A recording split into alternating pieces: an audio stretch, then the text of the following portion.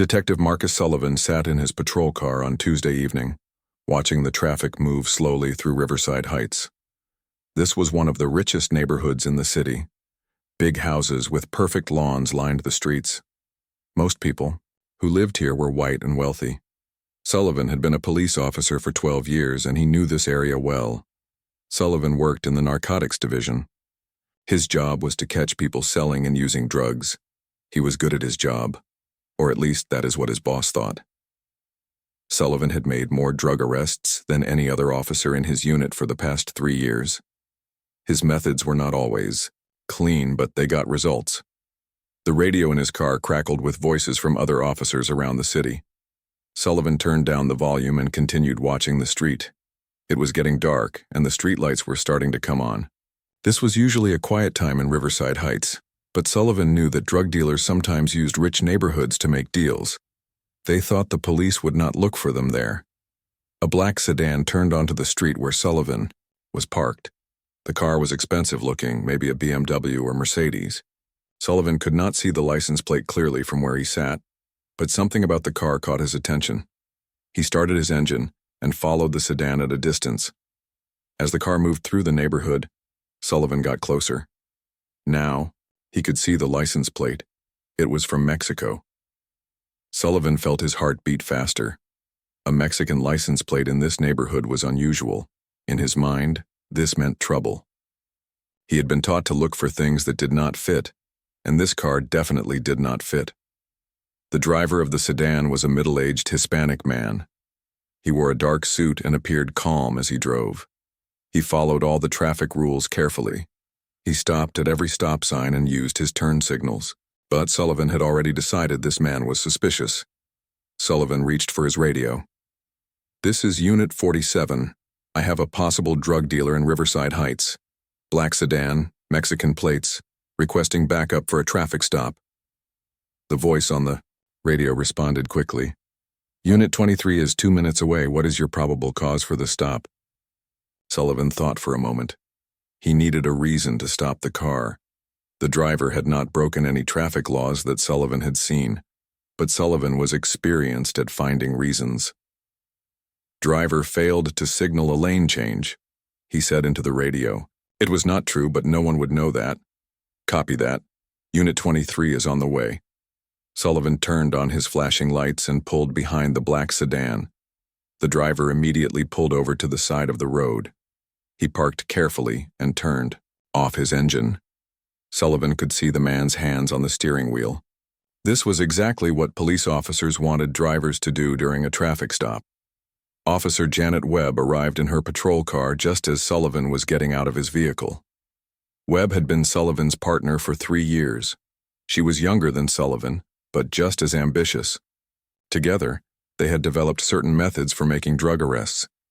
These methods were not legal, but they were effective. Sullivan walked up to the driver's side window. The man inside rolled down the window before Sullivan even reached the car. "Good evening, officer," the man said. His English was perfect, with no accent. "Is there a problem?"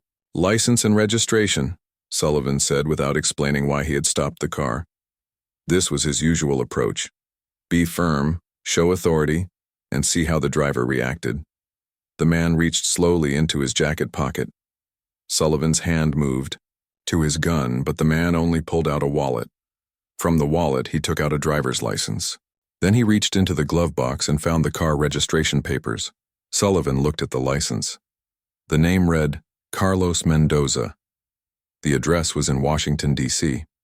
Sullivan studied the man's face and compared it to the photo on the license. Everything matched, but something felt wrong to Sullivan. Rich neighborhoods like this one were not places where people with Mexican names usually drove around. "Mr. Mendoza," Sullivan said, "do you know why I stopped you tonight?" "I am not sure, officer. I believe I was following all traffic laws." Sullivan did not like this answer. In his experience, guilty people usually made excuses or got nervous. This man seemed too calm. "You failed to signal when you changed lanes back there," Sullivan lied. Mendoza looked confused. "I am sorry, officer. I thought I signaled every time I changed lanes. I am usually very careful about that." Officer Webb had gotten out of her car and was now standing behind Sullivan. She looked at the license plate and then at the driver. Webb had learned to follow Sullivan's lead in these situations. If Sullivan thought someone was suspicious, then she would support him. "Sir, I need you to step out of the vehicle," Sullivan said. This was not required for a simple traffic violation, but Sullivan wanted to search the car. To search the car. Legally, he needed the driver's permission or a good reason to believe there were drugs inside. Mendoza got out of the car slowly. He was tall and well-dressed. His suit looked expensive and his shoes were polished. He did not look like the drug dealers Sullivan usually arrested. But Sullivan had learned not to judge by appearances. Some of the biggest drug dealers looked like businessmen. "Is this your car, Mr. Mendoza?" Webb asked. "Yes, it is." "Are you visiting someone in this neighborhood?" Sullivan asked. "I have business in the area," Mendoza replied. He did not give details, which made Sullivan more suspicious. Sullivan looked at the license again. Washington, D.C. was far from here. "What kind of business brings you from Washington to our city?" "I work for the federal government," Mendoza said simply. This answer surprised Sullivan. Many drug dealers claimed to work for the government when they were arrested. It was a common lie. Sullivan decided to press harder. "What department?" "Department of Justice." Sullivan and Webb looked at each other. Department of Justice could mean many things. It could be a lie or it could be true. But even if it was true, that did not mean this man was not involved in drugs. Sullivan had arrested government workers before. "Do you have any identification that proves you work for the Department of Justice?" Webb asked. Mendoza reached into his jacket again. This time he pulled out a small leather case. Inside was a badge and an identification card. Sullivan took the case and examined it carefully. The badge looked real, and the ID card had official seals and watermarks. It said Federal Bureau of Investigation and listed Mendoza's title as Director, Criminal Investigative Division. Sullivan felt a moment of doubt. If this ID was real, then he was talking to a very important person. But the ID could be fake. Sullivan had seen fake police badges and FBI IDs before. Drug dealers sometimes used fake government IDs to avoid arrest. "This could be fake," Sullivan said, handing the ID back to Mendoza. "I assure you it is not fake," Mendoza replied calmly. Sullivan made his decision. Real or fake, he was going to treat this as a drug investigation. In his experience, people who carried fake government IDs were usually hiding something big. "Mr. Mendoza, I need to search your vehicle. Do you consent to a search?" Mendoza looked at Sullivan for a long moment. Then he said, "Officer, I do not consent to a search. I know my rights." This was exactly what Sullivan expected a guilty person to say. Innocent people usually let the police search their cars. Only people with something to hide refused searches. Sullivan now felt sure that this man was carrying drugs, despite his expensive clothes and government ID. "That's fine, sir," Sullivan said. "But I have reasonable suspicion that this vehicle contains illegal drugs. I'm going to search it for officer safety." Mendoza stepped back from the car. "I understand, officer. I will cooperate, but I want you to know that I am recording this interaction on my phone." Sullivan did not like being recorded, but many people did this now. As long as Mendoza did not interfere with the search, Sullivan would allow it. He nodded to Webb, and together they began to search the black sedan. What they were about to do would change their lives forever. Sullivan and Webb began their search of the black sedan with practiced efficiency.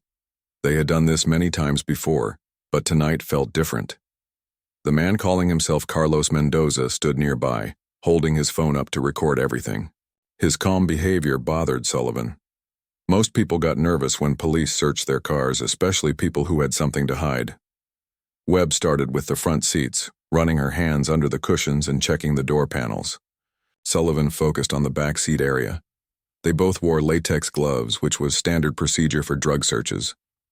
Sullivan moved slowly and carefully, making sure to check every possible hiding place. The car was very clean inside. The leather seats looked new, and there was no trash anywhere. Sullivan had searched hundreds of cars in his career, and he knew that drug dealers often kept their cars spotless to avoid suspicion. But this car was almost too clean. Even the floor mats looked like they had been vacuumed recently. "Find anything?" Webb asked as she checked the glove compartment. "Not yet," Sullivan replied. He was starting to feel frustrated. After 15 minutes of searching, they had found nothing illegal. No drugs, no weapons, no drug paraphernalia. Just normal car items like registration papers, a phone charger, and some business cards. Mendoza continued to stand quietly, watching them work. He had not said anything since the search began, but his phone was still recording. Sullivan could see the red light blinking on the phone's screen. He wished the man would put the phone away, but he could not legally force him to stop recording. Webb opened the center console between the front seats. Inside were some breath mints, sunglasses, and a few pens. Nothing suspicious. She looked at Sullivan and shook her head slightly. They were running out of places to search. Sullivan knew what he had to do. He had done it before when searches came up empty. It was risky, but it always worked. He reached into his pocket and felt the small plastic bag he always carried.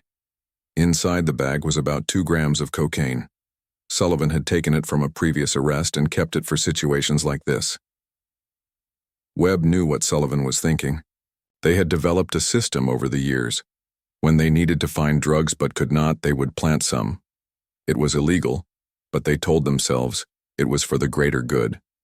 They were sure that most of the people they arrested were guilty of something, even if they could not prove it. Sullivan caught Webb's eye and nodded toward Mendoza. Webb understood immediately. She needed to distract the man while Sullivan planted the evidence. This was the most dangerous part of their plan. If Mendoza saw what Sullivan was doing, their careers would be over. "Sir?" Webb said to Mendoza. "Can you please step over here? I need to ask you some questions about your travel plans." Mendoza looked at her suspiciously but walked a few steps away from the car. "What would you like to know?" "How long have you been in our city?" Webb asked, positioning herself so that Mendoza's back was turned to Sullivan. "I arrived this afternoon," Mendoza replied. His phone was still recording, but now it was pointed at Webb instead of Sullivan. This was Sullivan's chance. He quickly pulled the small plastic bag from his pocket. The bag contained white powder that looked exactly like cocaine. Sullivan had used this same evidence in at least 6 other arrests over the past 2 years. He moved toward the center console where Webb had been searching. "What is the purpose of your visit?" Webb continued, keeping Mendoza's attention focused on her. "I have meetings with local law enforcement officials," Mendoza said. "We are working on a joint investigation." Sullivan carefully placed the plastic bag in the center console, tucking it under some papers where it would look like someone had tried to hide it. He had to be quick but also careful not to leave his fingerprints on the bag. The whole process took less than 10 seconds. "What kind of investigation?" Webb asked. She could see from the corner of her eye that Sullivan had finished his work. "I cannot discuss the details," Mendoza replied. "It involves ongoing federal cases." Sullivan closed the center console and stepped back from the car. His heart was beating fast, but his face showed no emotion. He had learned to stay calm during these moments. If he looked nervous or guilty, people might become suspicious. "Okay, sir. Thank you for your cooperation," Webb said to Mendoza. "We need to finish searching your vehicle now." Mendoza turned back toward the car, still holding his phone. Sullivan pretended to continue his search of the back seat area. He wanted to wait a few minutes before discovering the planted evidence. If he found it too quickly, it might look suspicious. Webb began searching the trunk area while Sullivan checked under the front seats again. They both acted like they were doing a thorough job, but really they were just killing time. Sullivan wanted at least 5 more minutes to pass before he opened the center console. "This is taking a long time," Mendoza said. "Are you looking for something specific?" "We have to be thorough," Sullivan replied. "Drug dealers are very good at hiding things." Mendoza raised an eyebrow. "So you think I am a drug dealer?" "I did not say that," Sullivan said. "But your behavior tonight has been suspicious. You are driving through a wealthy neighborhood late at night with out-of-state plates. You claim to work for the FBI, but your ID could be fake. You refuse to consent to a search. These are all red flags. My ID is not fake, Mendoza said firmly. And I refuse the search because I know my constitutional rights. That does not make me a criminal. Sullivan did not respond. He had heard these arguments many times before. Everyone claimed to know their rights. Everyone said their ID was real. Everyone acted innocent until the drugs were found. After what felt like enough time had passed, Sullivan moved back to the center console. "Let me check this area one more time," he said. He opened the console and pretended to search carefully through the items inside. Then he moved some papers aside and saw the plastic bag he had planted. "Well, well," Sullivan said loudly. "What do we have here?" Webb immediately stopped what she was doing and came over to look. Mendoza also moved closer, still recording with his phone. Sullivan carefully lifted the plastic bag with his gloved hand. Inside was white powder that looked exactly like cocaine. "Mr. Mendoza, can you explain why there are illegal drugs in your car?" Mendoza stared at the bag for a moment. His face showed no emotion, but Sullivan could see his mind working. Many people started crying or making excuses when drugs were found in their cars, but Mendoza just looked at the bag calmly. "Those drugs are not mine," Mendoza said finally. "I have never seen that bag before." "They were hidden in your center console," Webb said. "How did they get there if they are not yours?" "I do not know," Mendoza replied. "But I can tell you with absolute certainty that I did not put them there." Sullivan felt a moment of satisfaction. This was always the best part of the arrest. The moment when guilty people realized they had been caught. "Mr. Mendoza, you are under arrest for possession of a controlled substance." Sullivan began reading Mendoza his rights while Webb got the handcuffs ready. Mendoza did not resist or try to run. He just stood there, still holding his phone as Sullivan recited the familiar words. "You have the right to remain silent. Anything you say can and will be used against you in a court of law. You have the right to an attorney. If you cannot afford an attorney, one will be provided for you." When Sullivan finished reading the rights, Webb stepped forward with the handcuffs. "Please put your hands behind your back, sir." Mendoza complied without argument. As Webb clicked the handcuffs closed, he said, "Officers, I want you to know that what you have done tonight will have serious consequences. You have made a very big mistake." Sullivan laughed. "That is what they all say, Mr. Mendoza. Save it for the judge." But something in Mendoza's voice made Sullivan feel uneasy. The man did not sound scared or angry like most people when they were arrested. He sounded almost sad, like he was disappointed in Sullivan and Webb. It was a strange reaction for someone who had just been caught with drugs. Webb put Mendoza in the back seat of her patrol car while Sullivan secured the evidence. The plastic bag would be tested at the police lab, but Sullivan knew it would test positive for cocaine. He had made sure of that when he prepared it months ago. As they drove toward the police station, Sullivan felt the usual satisfaction that came with making a good arrest. But he also felt something else, something he could not quite identify. It was almost like worry, but he could not figure out why he should be worried. Everything had gone according to plan. What Sullivan did not know was that his plan was about to fall apart in ways he could never have imagined. The man in the back seat of Webb's patrol car really was who he claimed to be. And the recording on his phone had captured everything that happened during the search, including some things that Sullivan thought no one had seen. By morning, Sullivan's name would be known throughout the law enforcement community, but not for the reasons he hoped. The police station was busy even though it was late at night. Officers came and went, processing arrests and filing reports. Sullivan felt proud as he walked through the front doors with his prisoner. Making drug arrests was what separated good cops from average cops, and Sullivan believed he was very good at his job. Webb followed behind them, carrying the evidence bag containing the cocaine they had found in Mendoza's car. The bag was properly sealed and labeled according to department procedures. Everything looked legitimate and professional.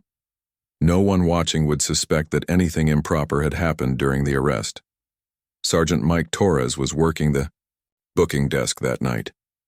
He had been with the department for 20 years and had processed thousands of arrests. When he saw Sullivan approaching with a well-dressed Hispanic man in handcuffs, he prepared the paperwork without much interest. This looked like a routine drug arrest. "What do we have tonight, Sullivan?" Torres asked as he pulled out the booking forms. "Carlos Mendoza, arrested for possession of cocaine," Sullivan replied. "We found about 2 grams hidden in his car during a traffic stop." Torres looked at Mendoza, who stood quietly between Sullivan and Webb. The man did not look like a typical drug user. His clothes were expensive, and he appeared calm and composed. But Torres had learned not to judge people by their appearance. Drug users came from all backgrounds and social classes. "Any weapons?" Torres asked. "No weapons found," Webb replied.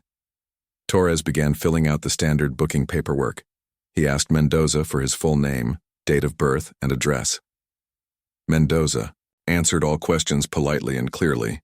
He gave his address as Washington, D.C., which Torres noted on the forms. "Occupation?" Torres asked. "Federal law enforcement," Mendoza replied. Torres looked up from his paperwork. Many people claimed to work in law enforcement when they were arrested. Sometimes it was true, sometimes it was not. "What agency?" "Federal Bureau of Investigation." Sullivan rolled his eyes. "He claims to be an FBI director, but his ID is probably fake. We see this all the time." Torres made a note on the paperwork and continued with the booking process. Whether Mendoza really worked for the FBI or not, he was now a prisoner in the city jail. The courts would sort out his employment status later. The next step was fingerprinting. Torres led Mendoza to a small room with fingerprinting equipment. One by one, he rolled each of Mendoza's fingers in ink and pressed them onto the official cards. The process was routine, but Torres noticed that Mendoza seemed familiar with it. Most first-time arrestees were nervous during fingerprinting, but Mendoza acted like he had done this before. "Have you been arrested before?" Torres asked. "No," Mendoza replied, "but I have fingerprinted many suspects during my career." After fingerprinting came the photograph session. Mendoza stood against the height chart on the wall while Torres took his booking photo. First a front view, then a side view. Mendoza looked directly at the camera with no expression. He did not try to hide his face or look away like many arrestees did. While Torres processed the paperwork, Sullivan and Webb went to file their arrest reports. They sat at desks in the detective division and began typing their official account of what had happened. Sullivan was careful to include all the details that would make their case strong in court. In his report, Sullivan wrote that he had observed Mendoza driving suspiciously through Riverside Heights with Mexican license plates. He noted that Mendoza had failed to signal a lane change, which justified the traffic stop. Sullivan described how Mendoza had refused to consent to a vehicle search, which increased his suspicion that drugs were present. Sullivan wrote that during the legal search of the vehicle, Officer Webb had discovered approximately 2 grams of a white powdery substance in the center console. The substance appeared to be cocaine and would be sent to the lab for testing. Sullivan made sure his report sounded professional and followed all department guidelines. Webb wrote a similar report. From her perspective, she described how she had assisted Sullivan during the traffic stop and had helped search the vehicle. She noted that the drugs were found in plain view during a legitimate search for officer safety. Both reports made the arrest sound completely legal and proper. Back at the booking desk, Torres had finished entering Mendoza's information into the computer system. The final step was running Mendoza's fingerprints through the national database. This would show if Mendoza had any previous arrests or outstanding warrants. Torres fed the fingerprint cards into the electronic scanner and waited for the results. The computer system connected to databases across the country, including federal law enforcement agencies. Within seconds, information began appearing on Torres' screen. At first, he saw the standard format showing Mendoza's name and basic information, but then more data started loading, and Torres felt his stomach drop. The screen showed that Carlos Mendoza was indeed employed by the Federal Bureau of Investigation. Not only that, but his title was listed as Director of the Criminal Investigative Division. This was one of the highest-ranking positions in the FBI. Torres stared at the screen, reading the information over and over to make sure he was not making a mistake. Torres called over his supervisor, Lieutenant Sarah Chen, who was working late that night. "Lieutenant, you need to see this," he said quietly. Chen walked over to the booking desk and looked at the computer screen. Her face went pale as she read the information. "Are you sure this is the same person?" she asked. Torres compared the fingerprints on the screen with the ones he had just taken. They matched perfectly. There was no doubt about it. They had arrested a high-ranking FBI official on drug charges. "Where are the arresting officers?" Chen asked. "Sullivan and Webb are writing their reports in the detective division." Chen felt panic rising in her chest. This was the kind of situation that could destroy careers and bring federal investigations down on the entire department. She needed to notify the captain immediately, but first, she had to figure out exactly what had happened. "Bring the prisoner to interview room 3, Chen told Torres, "and get Sullivan and Webb up here right now." While Torres went to get Mendoza from his holding cell, Chen called Captain Robert Hayes at home. Hayes had been the captain of this precinct for 8 years, and Chen had never heard him sound as worried as he did when she explained the situation. "You are telling me that we have arrested an FBI director for drug possession?" Hayes asked. "Yes, sir, the fingerprints confirm his identity. There is no mistake." Hayes was quiet for a moment. Then he said, "I will be there in 20 minutes. Do not let anyone else know about this until I arrive, and make sure that prisoner is treated with respect." Chen hung up the phone and went to find Sullivan and Webb.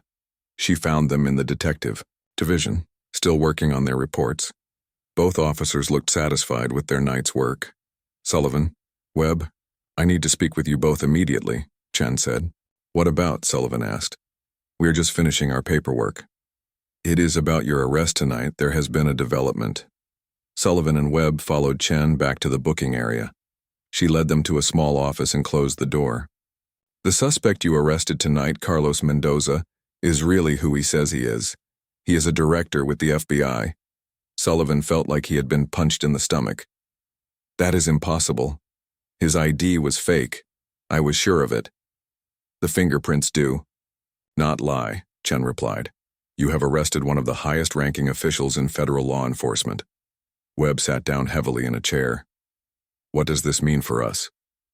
"I do not know yet," Chen said, "but the captain is on his way and we need to figure out how to handle this situation." Meanwhile, in interview room 3, Mendoza sat alone at a metal table. He had been through the entire booking process without complaining or causing trouble. Now he waited quietly for someone to explain what would happen next.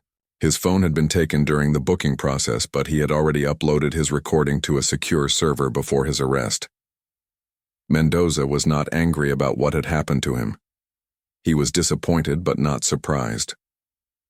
As the director of the FBI's Criminal Investigative Division, he had investigated many cases of police corruption. He knew that some officers planted evidence to make arrests. What surprised him was how boldly Sullivan and Webb had acted, even when they knew they were being recorded. Captain Hayes arrived at the station 20 minutes later, just as he had promised. He went directly to Chen's office, where Sullivan and Webb were waiting with worried expressions on their faces. "Tell me exactly what happened tonight," Hayes said. "Start from the beginning and do not leave out any details." Sullivan began describing the traffic stop, but Hayes could tell he was nervous. Sullivan's story sounded rehearsed, like he had practiced it many times. Webb's account was almost identical to Sullivan's, which also seemed suspicious to Hayes. "You say you found drugs in the center console?" Hayes asked. "That is correct," Sullivan replied. "About 2 grams of what appeared to be cocaine." "And Mr. Mendoza denied that the drugs were his?" "Yes, but they all say that," Webb said. "No one ever admits the drugs are theirs." Hayes studied both officers carefully. He had been in law enforcement long enough to know when something did not sound right. Captain Hayes felt the blood drain from his face as he stared at Carlos Mendoza across the interview room table. The words, "I recorded the entire encounter," echoed in his mind like a death sentence. In his 25 years of law enforcement, Hayes had never faced a situation this serious. "You recorded the traffic stop?" Hayes asked, hoping he had misunderstood. Yes, Mendoza replied calmly. I recorded everything from the moment your officers approached my car until they placed me under arrest. The recording clearly shows Officer D. Sullivan planting cocaine in my vehicle while Officer Webb distracted me. Hayes sat down heavily in the chair across from Mendoza. His hands were shaking slightly, and he felt sick to his stomach. If what Mendoza was saying was true, then 2 of his officers had committed multiple felonies against a federal law enforcement official.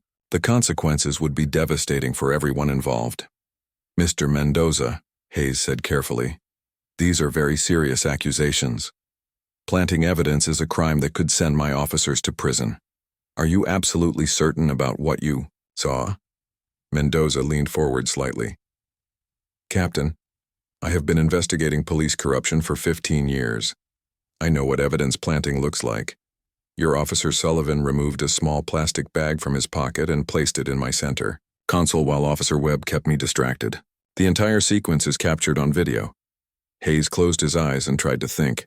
His first instinct was to protect his officers, but he knew that was impossible now. If Mendoza really had video evidence of evidence planting, then Sullivan and Webb were finished, and their actions could destroy the reputation of the entire department.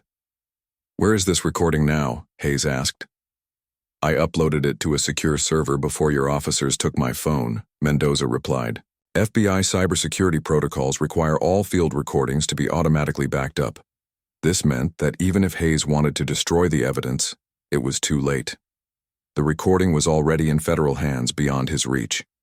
Hayes realized that he was no longer dealing with a local police matter. This was now a federal case. Mr. Mendoza, what do you want from me? Hayes asked. I want justice, Mendoza replied. I want your officers held accountable for their crimes, and I want to know how many other innocent people they have done this to. Hayes knew that Mendoza was right to ask these questions. If Sullivan and Webb had planted evidence once, they had probably done it before. This could be the tip of a very large iceberg. Hayes thought about all the drug arrests Sullivan had made over the past few years. How many of those arrests involved planted evidence? There was a knock on the interview room door. Lieutenant Chen entered and whispered something in Hayes' ear. Hayes nodded and turned back to Mendoza. Mr. Mendoza, there are some FBI agents here to see you. They say they received an automated alert when your recording was uploaded. Mendoza was not surprised. That would be my security detail. When FBI directors are in the field, we have protocols in place for emergency situations. Hayes felt another wave of panic. FBI agents were already at his station, which meant word of this incident was spreading through federal law enforcement. Soon officials in Washington would know that a local police department had arrested an FBI director on fake drug charges. Should I bring the agents in here? Hayes asked. Please do, Mendoza replied. Chen left and returned a few minutes later with 2 serious-looking men in dark suits. They showed their FBI credentials to Hayes and introduced themselves as Agents Johnson and Martinez from the Washington Field Office. Director Mendoza, Agent Johnson said. Are you all right? We came as soon as we received the alert. I am fine, Mendoza replied.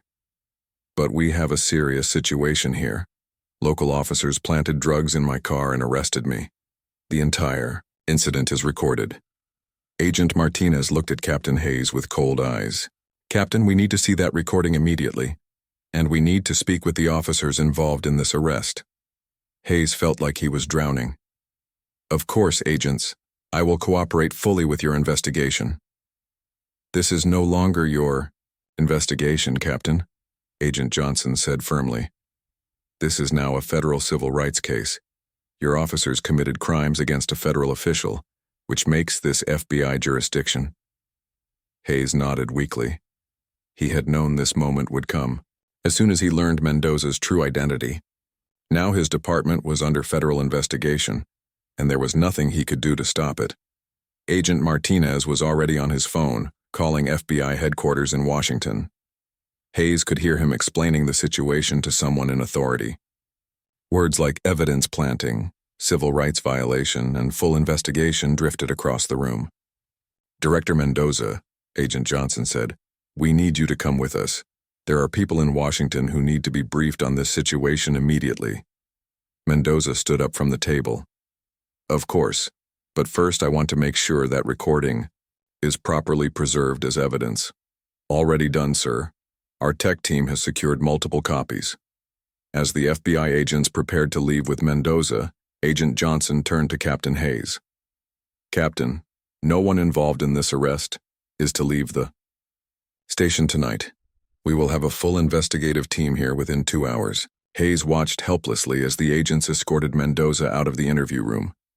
He knew his career was probably over, and he had not even done anything wrong himself. But as the captain, he was responsible for the actions of his officers. Hayes walked slowly back to his office where Sullivan and Webb were still waiting. Both officers looked nervous, but they had no idea how serious their situation had become. Hayes dreaded having to tell them that their careers in law enforcement were finished. Captain, Sullivan said as Hayes entered the office. What did the FBI guy say? Is he going to make trouble for us? Hayes sat down at his desk and looked at both officers. Marcus, Janet, I need you both to listen very carefully to what I am about to tell you. Carlos Mendoza really is an FBI director. He recorded your entire traffic stop, and he claims that you planted drugs in his car. The color drained from Sullivan's face. Webb looked like she was going to be sick. Neither officer said anything for a long moment. Captain, Webb finally said, we did not plant any drugs. We found cocaine in his car during a legal search. Hayes had hoped to hear denial from his officers, but their reactions told him everything he needed to know. They looked guilty, not outraged. Innocent officers would have been furious at such an accusation. The FBI is sending an investigative team here tonight, Hayes continued. They will want to interview both of you. I strongly suggest that you contact lawyers immediately. Sullivan stood up quickly. Captain, you have to believe us. We are good cops. We would never plant evidence. Marcus, sit down, Hayes said firmly. If there is a recording that shows evidence planting, then denying it will only make things worse for you. Webb started crying. Captain, what is going to happen to us? I honestly do not know, Hayes replied. This is the worst situation I have ever seen in my career. You have committed federal crimes against a high-ranking federal official. The consequences will be severe. Hayes picked up his phone and called the mayor's office. Even though it was late at night, the mayor needed to know about this situation immediately. This kind of scandal could affect the entire city government. Mayor Patricia Williams was not happy about being woken up at midnight, but her attitude changed quickly when Hayes explained what had happened. Are you telling me that our police officers planted drugs on an FBI director? She asked. That appears to be what happened, yes. This is a disaster, the mayor said. The media will destroy us when this gets out, and the federal government will probably take over our police department. Hayes knew the mayor was right. Federal takeovers of police departments happened when there was evidence of widespread corruption or civil rights violations. This incident could trigger exactly that kind of intervention. What do you need from me? The mayor asked. I need you to call the district attorney and the city attorney, Hayes replied. They need to know about this before the FBI interviews start. I will make those calls right now, the mayor said. And Captain, I want hourly updates on this situation. After hanging up with the mayor, Hayes called Police Chief William Morrison at home. The chief was Hayes's boss and needed to know what was happening in his department, but Hayes dreaded making this call even more than the one to the mayor. Chief. Morrison answered his phone on the third ring, clearly annoyed at being disturbed. This better be important, Hayes. Chief, we have a major problem. 2 of my officers arrested an FBI director tonight on drug charges. The director claims they planted evidence and he has video proof. There was a long silence on the phone. Then Morrison said, Please tell me you are joking. I wish I was, Chief. FBI agents are already here and they are sending an investigative team. Morrison let out a string of curse words that Hayes had never heard from him before. Who are the officers? Sullivan and Webb from narcotics. I know Sullivan, Morrison said. He has the highest arrest rate in the drug unit. How many of those arrests were legitimate? This was the question Hayes had been dreading. If Sullivan and Webb had planted evidence tonight, they had probably done it before. This could be just one incident in a long pattern of corruption. I do not know, Chief. FBI Special Agent Sarah Chen arrived at the police station at 6 in the morning with a team of 12 investigators. She had been pulled from her bed at 3 a.m. and told to lead an emergency investigation into civil rights violations by local police officers. The case was already making waves in Washington, where FBI Director James Patterson himself was monitoring the situation. Chen was an experienced investigator who had handled many police corruption cases, but this one was different. The victim was not just any citizen. He was Director Carlos Mendoza, one of the most respected officials in federal law enforcement. The political implications were enormous, and Chen knew that her investigation would be watched closely by officials throughout the government. The first thing Chen did was secure all evidence related to Sullivan and Webb's arrest of Director Mendoza. This included the video recording from Mendoza's phone, the cocaine that had been planted in his car, and all paperwork filed by the officers. Chen also ordered that Sullivan and Webb be placed on administrative leave immediately. Captain Hayes met Chen in the station's conference room, which had been converted into a temporary FBI command center. Maps of the city covered the walls, and laptop computers were set up at several tables. Hayes had barely slept, and he looked exhausted. Captain Hayes, Chen said, I need you to understand that this investigation will be thorough and comprehensive. We will be examining every arrest made by Officers Sullivan and Webb for the past 5 years. Hayes nodded weakly. Agent Chen, I want to cooperate fully with your investigation, but I need to know, how bad is this going to get? That depends on what we find, Chen replied. If last night was an isolated incident, the damage will be limited. But if Sullivan and Webb have been planting evidence regularly, we could be looking at hundreds of wrongful convictions. Chen had already watched the video recording from Director Mendoza's phone 3 times. The evidence was clear and undeniable. The recording showed Officer Sullivan removing a small plastic bag from his pocket while Webb distracted Mendoza. Sullivan then placed the bag in the center console of Mendoza's car, where it was discovered a few minutes later. The video also captured the officer's conversation during the arrest. Sullivan had made several statements that showed he was targeting Mendoza based on his race and the Mexican license plates on his car. These statements would be crucial evidence in proving that the arrest was motivated by racial profiling. Chen assigned different teams of agents to investigate various aspects of the case. One team would review all of Sullivan and Webb's previous arrests. Another team would interview witnesses and complainants who had made allegations against the 2 officers in the past. A third team would examine department policies and training to determine if supervisors had been aware of the problem. Agent Michael Torres was put in charge of the arrest review team. Torres was a former prosecutor who understood the legal implications of evidence planting. He began by requesting all case files for arrests made by Sullivan and Webb during their partnership. We are looking for patterns, Torres explained to his team. Evidence found in similar locations, similar amounts of drugs, and similar circumstances surrounding the arrests. If they have been planting evidence regularly, there will be patterns. The first files Torres reviewed were from the past 6 months. He immediately noticed several suspicious similarities. Sullivan and Webb had made 42 drug arrests together during this period, which was an unusually high number.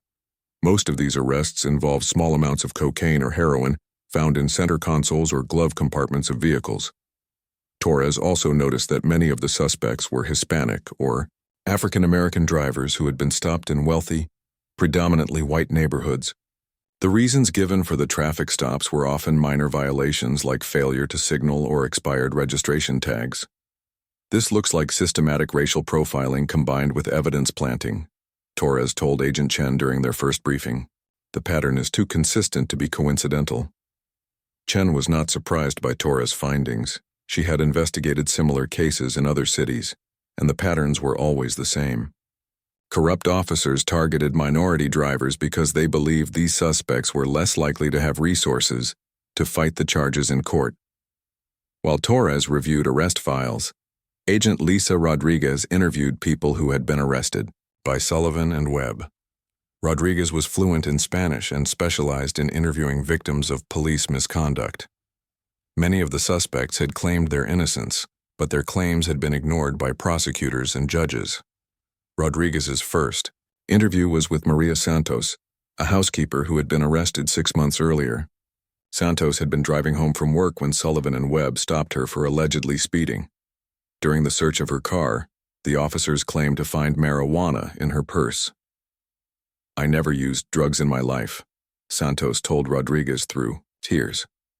"I work hard to support my family, but the officers said if I did not plead guilty, they would make sure I went to prison for a long time."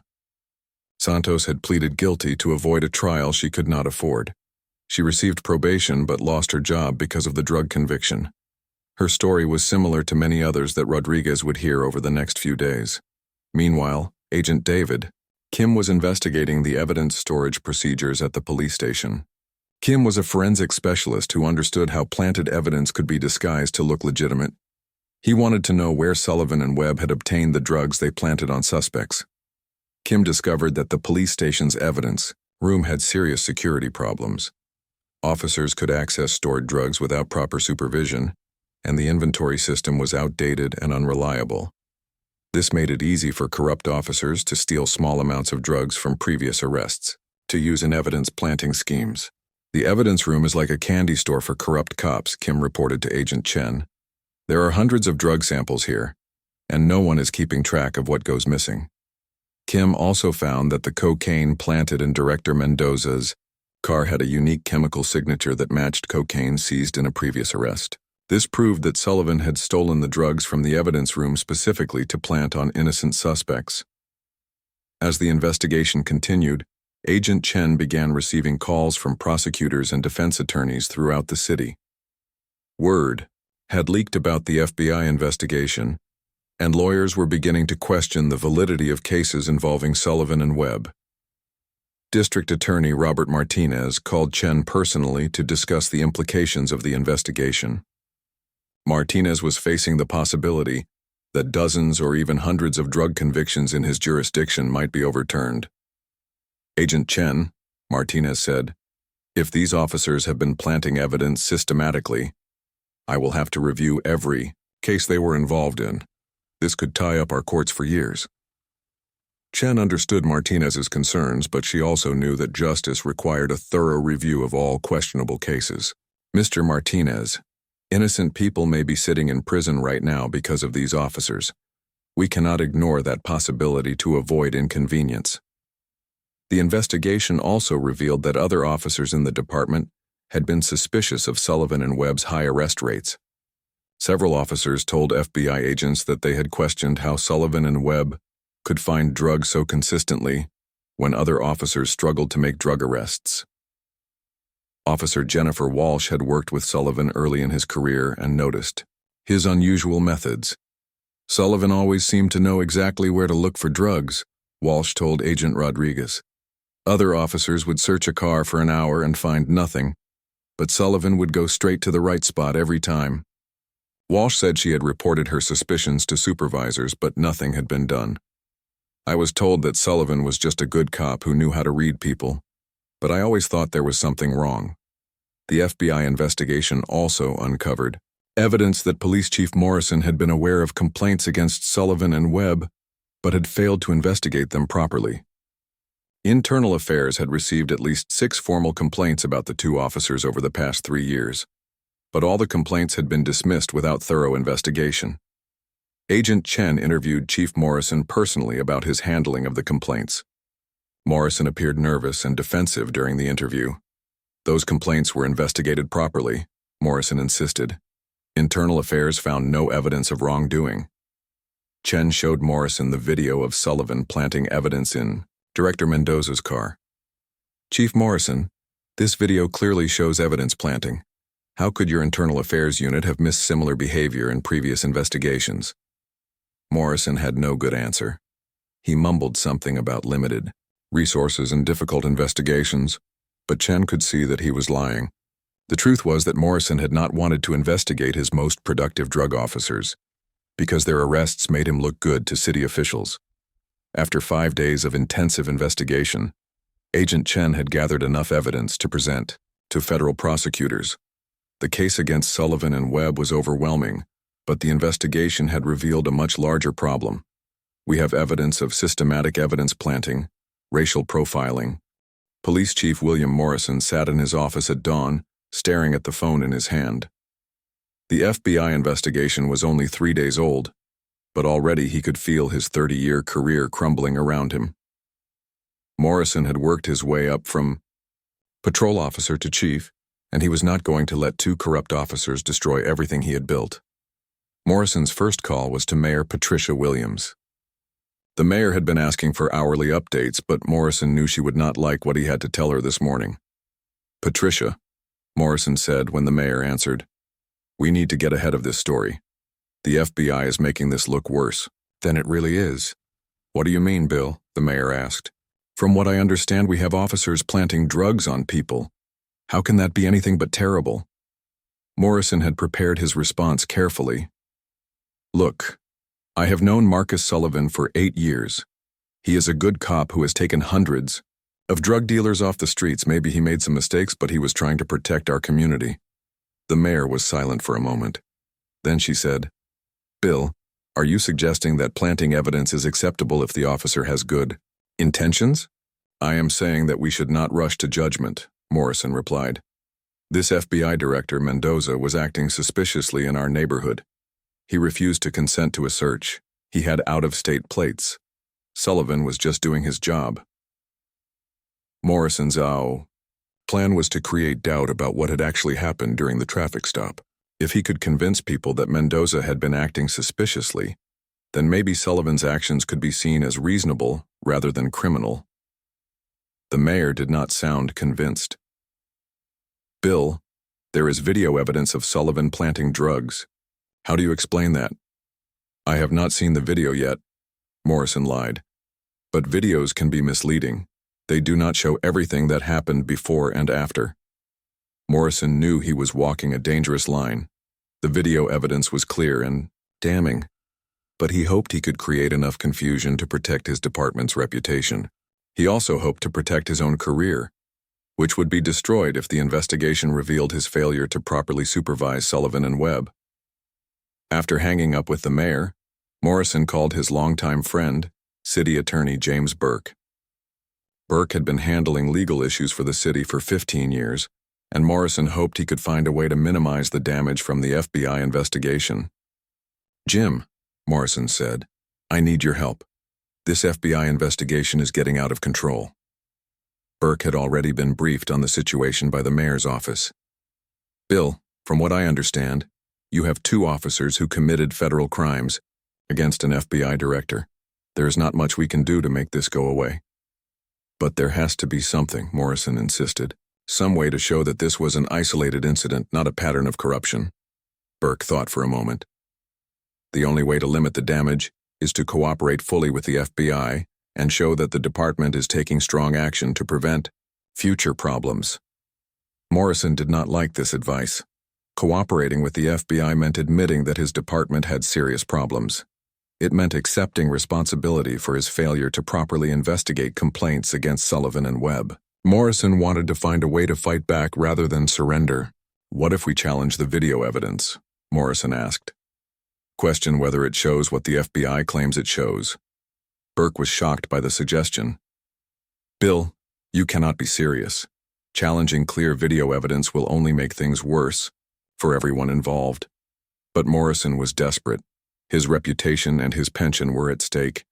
He had already decided that he would do whatever was necessary to protect himself, even if it meant throwing Sullivan and Webb under the bus. Morrison's next call was to Detective Lieutenant Sarah Chen, his head of internal affairs. Chen had been investigating complaints against Sullivan and Webb for 3 years, but she had always concluded that there was insufficient evidence to take action. "Sarah," Morrison said, "I need you to review all your files on Sullivan and Webb. We need to show that we were actively investigating these officers before this FBI situation developed." Chen was confused by the request. "Chief, you know that we found no evidence of wrongdoing in our previous investigations. Maybe we need to look at those investigations again," Morrison suggested. "Maybe there were warning signs that we missed." "Chen, realized what Morrison was asking her to do. He wanted her to change her previous findings to make it look like the department had been taking complaints against Sullivan and Webb seriously. This would help protect Morrison from accusations that he had ignored obvious problems. "Chief, I cannot change my previous reports," Chen said firmly. "That would be falsifying official documents." Morrison's voice became threatening. "Sarah, your job depends on showing that Internal Affairs was doing its job properly. If the FBI finds that we ignored complaints, we will all be in trouble." Chen hung up the phone without agreeing to Morrison's request. She knew that falsifying reports would be a crime, and she was not willing to risk her own career to protect Morrison. Meanwhile, Morrison contacted the police union representative, Detective Frank Rodriguez. Rodriguez had been defending officers against misconduct allegations for 10 years, and Morrison hoped he could help create a defense strategy for Sullivan and Webb. "Frank," Morrison said, "we need to present a united front against this FBI investigation. Sullivan and Webb are good officers who are being railroaded by federal agents who do not understand local policing." Rodriguez had already spoken with Sullivan and Webb, and he knew their situation was hopeless. The video evidence was too clear, and the FBI had too many resources. But he was willing to try to help if it might reduce their sentences. "Chief, what exactly are you proposing?" Rodriguez asked. "I want you to hold a press conference," Morrison said. "Explain that these officers were trying to protect the community from drug dealers. Point out that this FBI director was acting suspiciously in our neighborhood." Rodriguez was skeptical. "Chief, that sounds like we would be attacking the victim. That usually makes things worse, not better." But Morrison was insistent. He believed that public relations could somehow overcome the legal evidence against his officers. He had seen politicians survive scandals by controlling the narrative, and he thought the same strategy might work for the police department. Morrison also called several friendly reporters who had covered police stories favorably in the past. He offered them exclusive interviews and inside information about the FBI investigation. His goal was to plant stories that would make the FBI look like they were overreacting to a minor incident. Reporter Jennifer Walsh from the local newspaper agreed to meet with Morrison that afternoon. Walsh had written positive stories about the police department's crime-fighting efforts, and Morrison hoped she would be sympathetic to his version of events.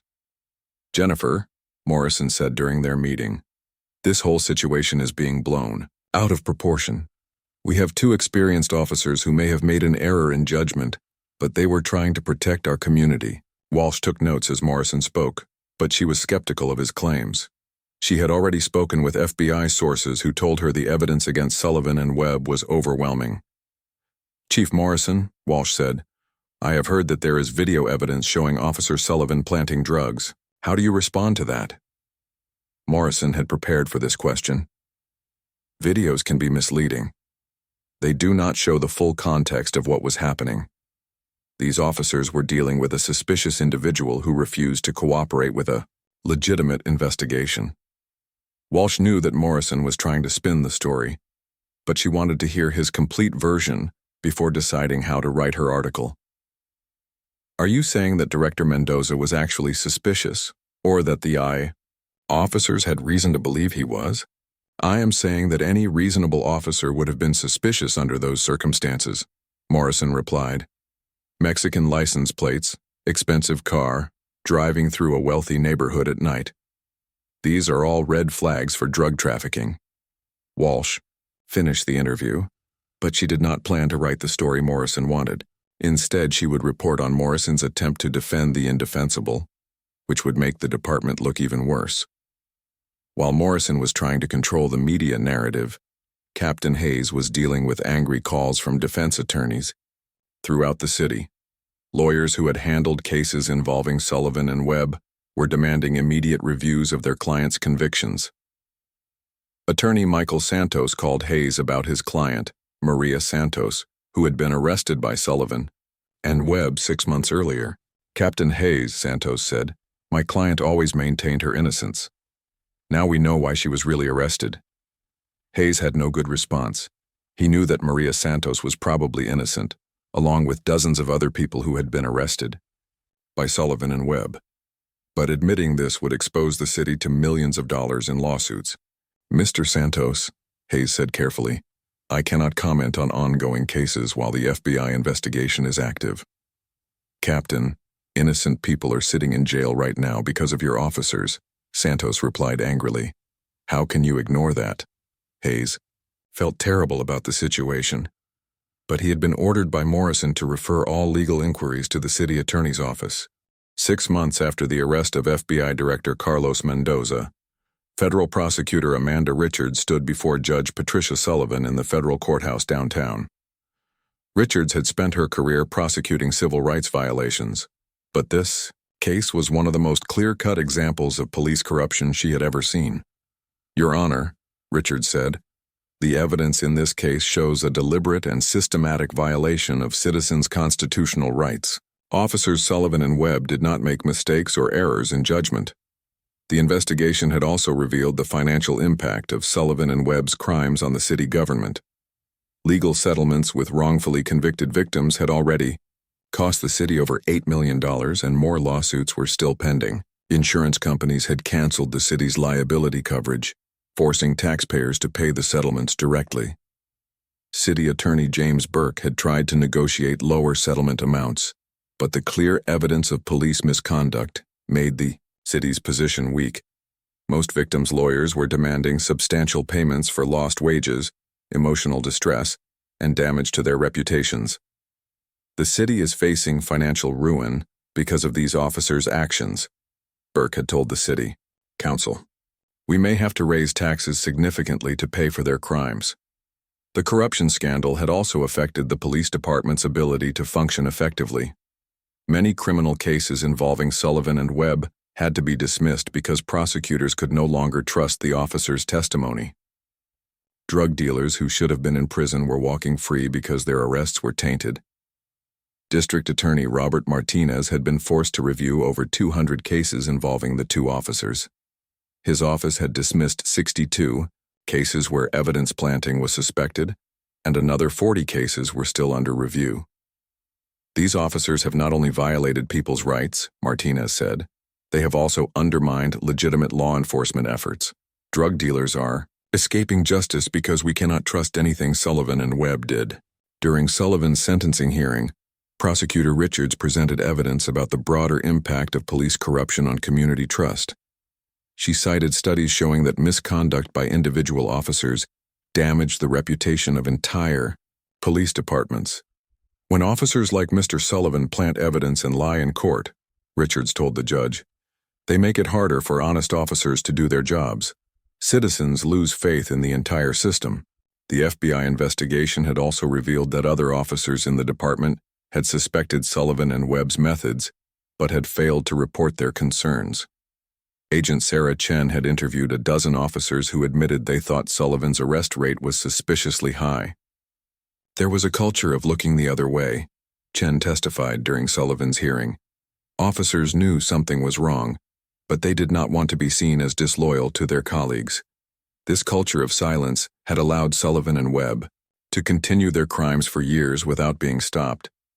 Even when citizens filed complaints about the officers, other police personnel had failed to investigate the allegations seriously. Judge Sullivan had reviewed the pre-sentence investigation report, which detailed Sullivan's background and the circumstances that led to his crimes. The report noted that Sullivan had financial pressures, including a mortgage and child support payments, but the judge was not sympathetic to these explanations. Mr. Sullivan, Judge Sullivan said, many people face financial difficulties without turning to crime.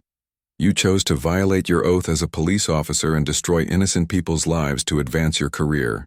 The judge noted that Sullivan's high arrest rate had earned him commendations and overtime pay opportunities. The report estimated that Sullivan had received approximately $50,000 in additional compensation over 3 years because of his fraudulent arrests.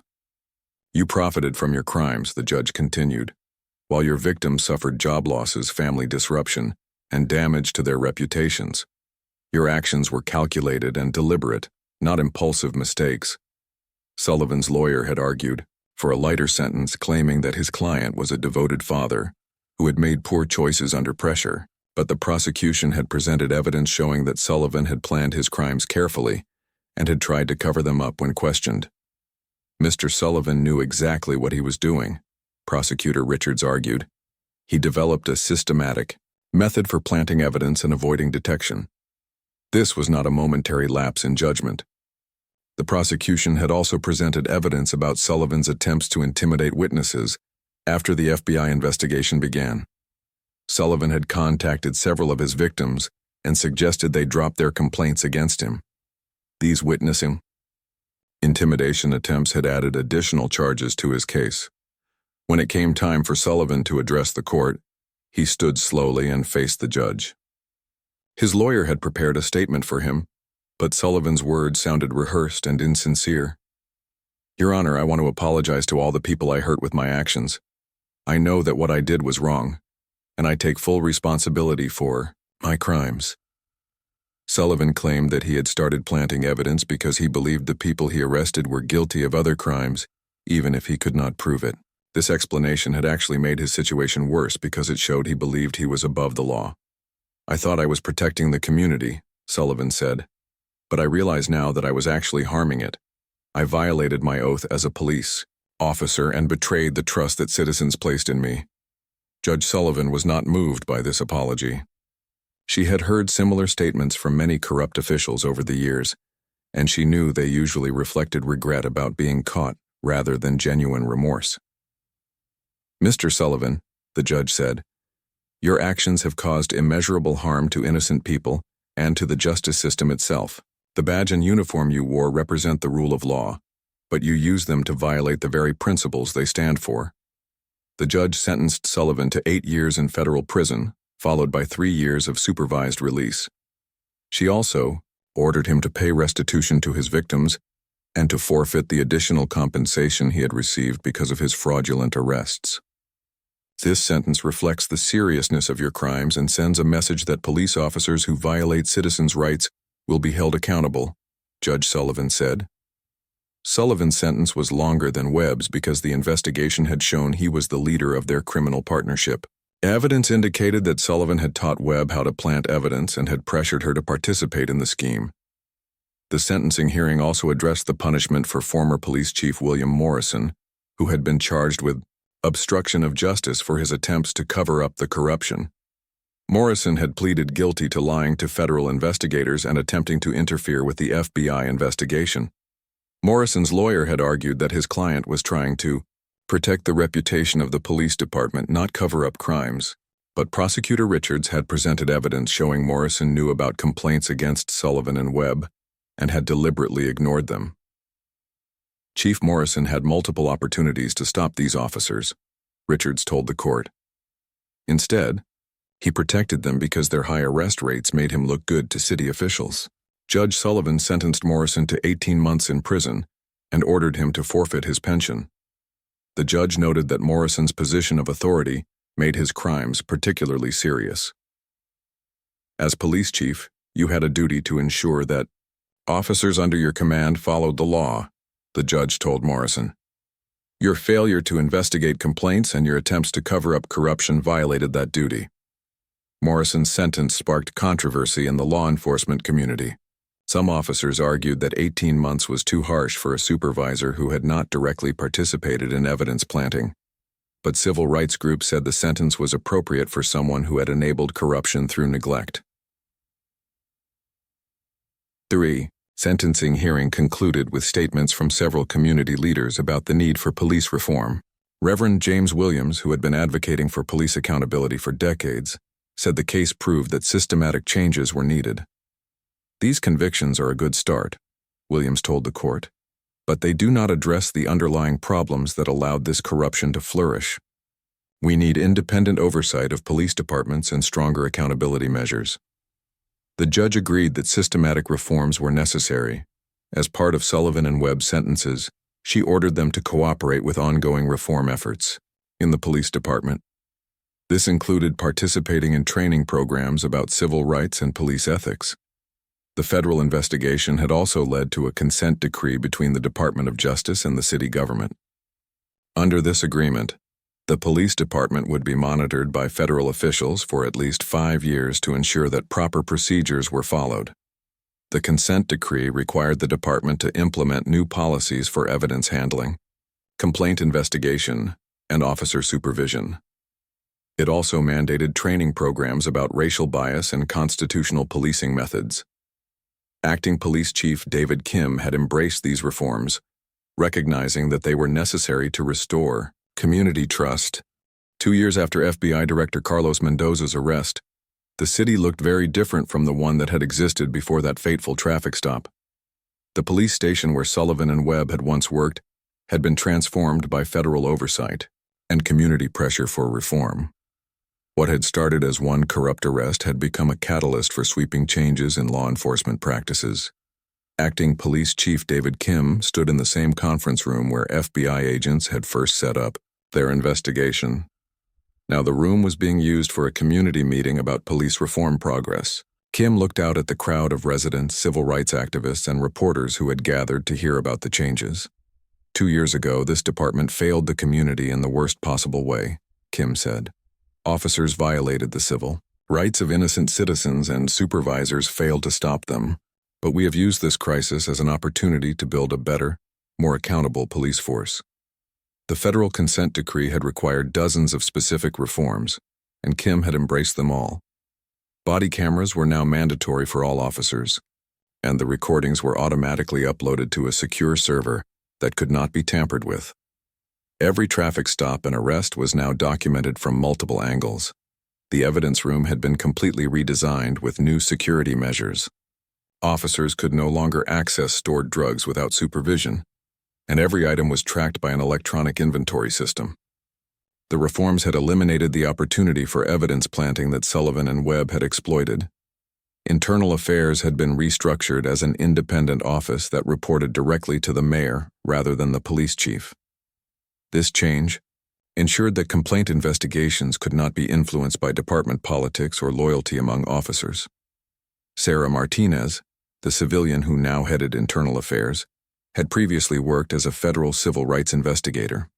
She brought an outsider's perspective to police oversight and had already investigated several complaints that the old system might have ignored. "We take every complaint seriously now," Martinez told the community meeting. Citizens who believe they have been mistreated by police officers receive thorough, independent investigations.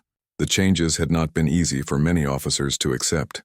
Some veteran cops had retired rather than adapt to the new accountability measures. Others had transferred to different departments that had less strict oversight. But younger officers, and those who had always wanted to do good police work, had embraced the reforms. Officer Jennifer Walsh, who had previously worked with Sullivan and reported her suspicions about his methods, had been promoted to sergeant and put in charge of training new recruits. "The reforms have made us better police officers," Walsh told the community meeting. "We can focus on legitimate law enforcement instead of worrying about corrupt colleagues." The training academy had completely revised its curriculum to emphasize constitutional policing and civil rights. Every recruit now received 40 hours of training specifically about evidence handling, racial bias, and the consequences of police misconduct. The Sullivan and Webb case was used as a central example in these training programs. New officers watched Director Mendoza's video recording and learned about how quickly corruption could destroy careers and harm communities. "We show them exactly what not to do," explained training coordinator Robert Chen. "The recording is powerful because it shows how evidence planting really looks and how it violates everything we stand for as police officers." The community had also played a crucial role in the reform process. Resident oversight committees had been established in each neighborhood, giving citizens a direct voice in police policies and practices. These committees met monthly with police supervisors to discuss concerns and suggestions. Rosa Martinez, the community activist who had organized protests after Sullivan's arrest, now served on the citywide police oversight board. She had been skeptical of reform promises at first, but the changes had proven to be substantial and lasting. "The department really is different now," Martinez said. "Officers are more respectful, more careful about following procedures, and more willing to listen to community concerns." The financial cost of the corruption scandal had been enormous. Final settlements with Sullivan and Webb's victims had totaled over $12 million. The city had been forced to raise property taxes and cut other services to pay for the settlements, but Mayor Patricia Williams argued that the long-term benefits of reform justified the costs. Crime rates had actually decreased since the reforms were implemented, partly because community trust in police had improved. When citizens trust police officers, they are more willing to report crimes and cooperate with investigations, Williams explained. The reforms have made us safer, not less safe. The federal monitoring of the police department was scheduled to continue for at least 3 more years. Department of Justice officials visited regularly to review policies, observe training sessions, and interview officers and citizens. Federal Monitor Jessica Thompson had overseen similar reform processes in other cities. She said the changes in this city had been more comprehensive and successful than most. The department has embraced reform rather than resisting it, Thompson noted. That attitude has made all the difference in creating lasting change. Meanwhile, Sullivan and Webb were serving their prison sentences at different federal facilities. Sullivan had been transferred twice because of threats from other inmates who did not like corrupt police officers. Prison had been a harsh education for someone who had once wielded authority on the streets. Sullivan spent his days working in the prison library and taking correspondence courses. He had written letters to several of his victims apologizing for his crimes, but most had not responded. He understood that his apologies could not undo the damage he had caused. Webb had adapted better to prison life and had become involved in a program that helped inmates prepare for release. She was scheduled to be released in 2 years and hoped to find work in a field unrelated to law enforcement. Both officers had lost their pensions, their reputations, and their freedom. Their families had also suffered from the shame and financial hardship caused by their crimes. Sullivan's wife had divorced him, and Webb's children had been bullied at school because of their mother's notoriety. Former Police Chief Morrison had been released from prison after serving 14 months of his 18-month sentence. He was now working as a security guard at a shopping mall, a far cry from his former position of authority. Morrison had tried to find work with other police departments, but his conviction for obstruction of justice made him unemployable in law enforcement. He lived in a small apartment and struggled to pay his bills without his police pension. "I lost everything because I tried to protect 2 corrupt officers," Morrison told a reporter who interviewed him after his release. "I should have fired them the first time I received complaints about their behavior." Morrison's downfall had sent a message to police supervisors throughout the country about the consequences of failing to address misconduct. Police chiefs now took corruption complaints much more seriously, knowing they could face federal charges if they ignored problems. The case had also influenced national policy discussions about police reform. Director Mendoza had testified before Congress about the need for federal standards for police accountability and oversight. "My experience shows that police corruption can affect anyone," Mendoza told lawmakers. "We need systematic reforms to prevent officers from abusing their authority." Mendoza had used his experience to advocate for legislation requiring all police departments to implement certain accountability measures. The proposed law would mandate body cameras, independent complaint investigations, and federal oversight for departments with histories of misconduct. The legislation had faced opposition from police unions and some elected officials who argued that federal oversight would interfere with local control of law enforcement. But the clear video evidence from Mendoza's case had made it difficult to argue against stronger accountability measures. Several states had already passed laws inspired by the case requiring police departments to implement reforms similar to those mandated by the federal consent decree. The Sullivan and Webb case had become a catalyst for police reform efforts across the country. The local community had also benefited from increased civic engagement sparked by the corruption scandal. Voter turnout had increased significantly in municipal elections, as residents paid more attention to local government and police policies. New community organizations had formed to monitor police practices and advocate for continued reforms. These groups maintained pressure on city officials to ensure that reform efforts continued even after federal oversight ended. The police department's relationship with minority communities had improved dramatically since the reforms were implemented. Trust surveys showed that confidence in police had increased from 30% to 70% among Hispanic residents over the 2-year period.